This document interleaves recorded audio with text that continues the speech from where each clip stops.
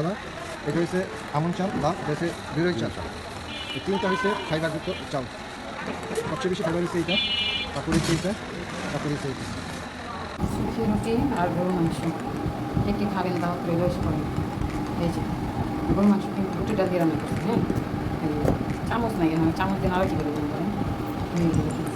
রুটিটা দিয়ে গরুর মাংস, শুকি রুটি, সে একটা মজা খাবার। শুকি রুটি দিয়ে গরুর মাংস খাওয়া যায়। আজকে কী রান্না করছি দেখেন, মাছ মাংস ছাড়াও কিন্তু পুষ্টিকর খাবার খাওয়া যায়। এই যে দেখেন লাল শাক রান্না করলাম, ঢেঁড়স ভাজি, করলা ভাজি, তারপরে এটা কী ভাজি জানেন, এটা কালি কুমড়া ভাজি করছি।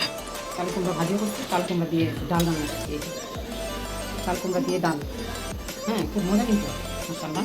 যে রসুন দিয়ে পেঁয়াজ দিয়ে একটু বাগাতেছি তেলের সাথে। হ্যাঁ, আর চাল কুমড়া ভাজি করছি, লাল শাক ভাজি, ঢেঁড়স ভাজি, করলা ভাজি, দেখেন কতগুলো আইটেম করছি। হ্যাঁ, আর সাথে আছে ভাত, লাল চালের ভাতও খাই আমরা। এই আর কি। আল্লাহ হাফেজ।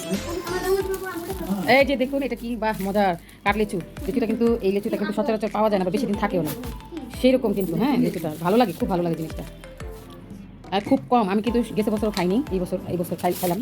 আসলে ওই যে রাস্তার সামনে পাইছি। এই দেখেন কতটুকু, এইটুকু লিচু, এইটুকু কাঠ লিচু 100 টাকা নিচ্ছে। অনেক দাম কিনতে এগুলো। হ্যাঁ, আর মোটামুটি সব কিছু খেতে হয়, যদিও আমি সব কিছু খাই না। যে লটকন পটকন কী কী কী কী আর দেউ আমি এগুলো আসলে খাই না। এগুলো কি একটু খাই, যেগুলো দেখলাম।